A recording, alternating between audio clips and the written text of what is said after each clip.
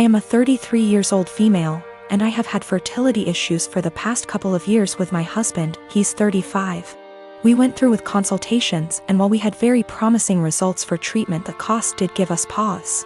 It wasn't that we couldn't afford it, we just weren't at the point yet where we were willing to pay. I discussed it with my husband and we were both fine with the idea of adopting. My cousin Tiffany, woman 25 years old, is adopted and she supported our choice in looking into it. However, this was a couple of years back, and during that time Tiffany was reunited with her birth parents, and she's been acting pretty hurtful to my aunt and uncle since then. She keeps making posts about how happy she is to know where she comes from and is happy about being reunited with her real family. She even talked about having her birth father walk her down the aisle as a chance to make up for lost time. Obviously my uncle was very hurt about this, but when he voiced it, Tiffany got defensive. She called my uncle selfish, how this was about her and that he knew what he signed up for when raising someone else's kid. Before the pandemic, Tiffany moved closer to where her bio mother lived so they could make up for lost time. And Tiffany kept making post after post about all the fun she was having meeting relatives, and how she called back / video chatted with each of her bio parents multiple times a week. Meanwhile, she barely texted back my uncle and aunt once a month. I could tell how heartbroken my aunt and uncle were, but tried to give Tiffany her space, and the few times they said anything she accused them of being selfish and unsupportive. I think the biggest thing that broke them was when Tiffany promised to come by for my aunt's birthday and was even given the money to travel to them, but then never showed up. She called literally the day before to say that her bio mom had an emergency so she wasn't going to make it, but didn't give back the money. I am completely disgusted by Tiffany's behavior, and while I haven't completely ruled out adoption entirely, I did want to give medical assisted conception a try. My husband supported this and we are now currently expecting. After we made our announcement, Tiffany messaged me asking why I would spend thousands on creating a child when I could help one who already existed. I tried to play it off, but Tiffany kept pressing and calling me a bad person when there are so many children who desperately need a home, and overpopulation. It got to the point where she was pissing me off, and I just came clean and said that her behavior towards the people who loved and raised her was the reason. Tiffany got really upset, but I didn't care. However, her parents are now starting to say that I was wrong. I live in an apartment on the ground floor of a house that was converted to apartments. My neighbors, one street over but the back of their house faces the back of the house I live in, can see my whole backyard and vice versa. My apartment has a whole wall of windows that are on the back of the house. It's gorgeous and is a big reason I picked the place. I love keeping plants and it let in a lot of light. Looking out, there is the neighbor's backyard, which is large and comes up close to my place. The property line is maybe 10 or 15 feet from my windows.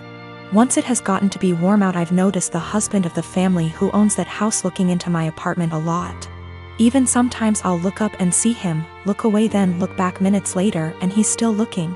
So I started shutting the shades during the day, but that was kind of annoying. My place is a dark, cramped shoebox without the windows open. And I can't do that for too long because the plants were struggling without light, so I bought these window coverings that make windows into one-way mirrors. During the day when it is light out, my windows look just like mirrors now. From the inside it looks pretty much the same, the windows look tinted slightly darker, but that's it. From the outside you can't see in at all, it looks exactly like mirrors. The section of windows it's applied to is about 8 feet high and 20 feet wide. After a week of the window coverings being up, both of the parents from the neighbor's house came to my door and wanted to talk to me. The wife was complaining about the windows for a lot of reasons. 1. They were ugly too. It was uncomfortable, especially for the teens and their friends, to have a huge mirror adjacent to the swimming pool. It's at a time that they feel insecure about looks and they have lost interest in hanging out by the pool. 3. In the afternoon and evening, it was reflecting a lot of extra sunlight into their backyard. They couldn't enjoy eating dinner on the back porch with the sun in their eyes. I said sorry about the inconvenience, but I wanted it for privacy. They both pushed back on that some, and I said that I needed privacy because of the husband starting. He started denying it in front of his wife, and so I took out my phone where I'd taken pictures and sent it to my group of friends, and showed her a couple pic tires of him gaping at my apartment and the texts from that time. He got mad and said he incidentally looked over, and the 8-foot by 20-foot mirror was a crazy overreaction. I said that I'd like to keep it, and that I was sorry, but frankly this was avoidable. I think they're both mad because they called my landlord, who brushed them off. I live with my parents and my brother. It's always been a dream of my parents to adopt me and bro, our bio kids.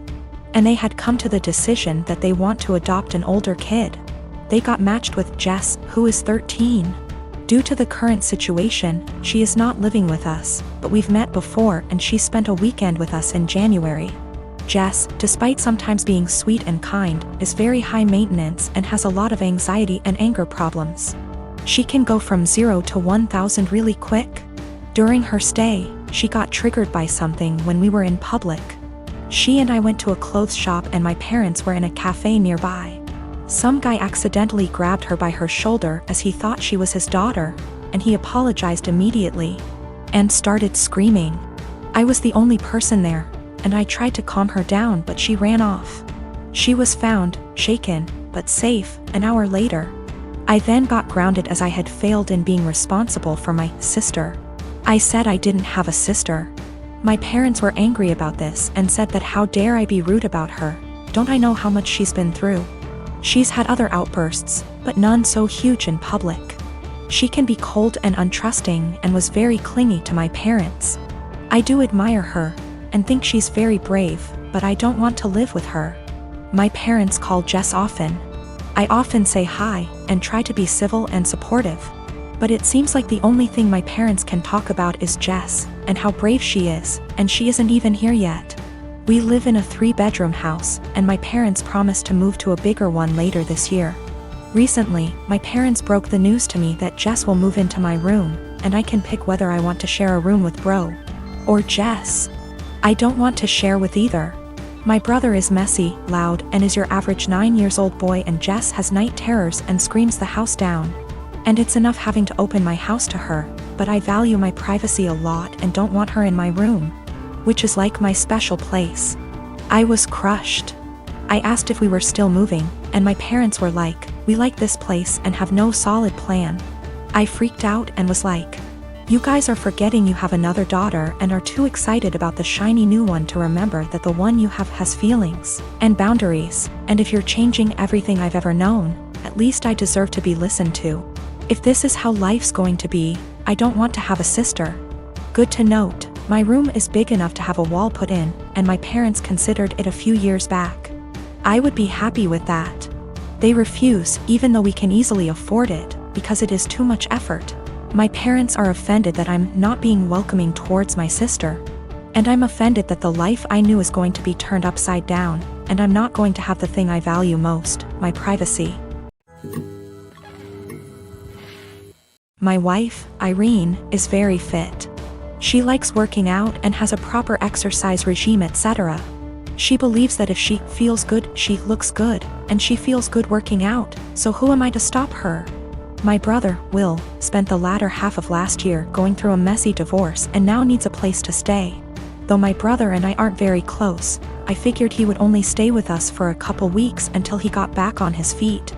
Will is a typical gym rat. He's always on a very strict diet, always working out and bragging about his gains. I've worked out with him a few times and he's a little obnoxious. He's always mad at you if you don't work at his pace and is always trying to correct your form. He's a pretty fit and muscular guy, but I don't like to exercise with him. Will has been pushing Irene to work out with him because, according to him, she won't be able to keep up with him. Irene mostly just shrugs him off with a laugh and tells him she would love to work out with him. Irene works out in the mornings, 3 times a week, and then does a run in the evening. But she's been busy this past week and hasn't been able to stick to her usual schedule. Will thinks that she's making excuses because she doesn't want to be embarrassed by him. Again, Irene just laughs him off. About 2 days ago, Irene and Will went on an early morning run. I didn't go with them, but the first thing I heard when Will entered the house was, "The only reason I couldn't keep up with you, Irene, is because you were sweating too much." I found this extremely comical, and kinda just laughed him off. Irene rolled her eyes and went to take a shower, so I thought that the conversation would die. However, Will just kept bringing up my wife's sweat. My wife went to work and he told her to make sure she doesn't sweat through her clothes, or when she called me in the middle of day. He yelled, "Tell the sweaty." I said hi. Of course, the comment aggravated me and I told him to knock it off and stop acting like a child. I thought that was the end of it, but he just kept going. By the end of the day, I was tired of his comments, but Irene seemed rather unfazed by them. When she served him food, he made a comment about her sweating into the food. At this point, I was at my wit's end and I told him to stop acting like a slow, referring to his running pace, loser, and eat his food. Will, of course, got angry and said the only reason he was going slower than usual was because he was distracted by my wife's unhygienic sweat. Irene looked a bit offended by this, and I told Will that I would kick him out if he made another comment like that. He's been super pissed ever since. I jokingly told this story to a mutual friend and they agreed with Will. Maybe I shouldn't be so harsh. I didn't expect this amount of responses. I've decided to kick him out. He will be staying at a nearby hotel now.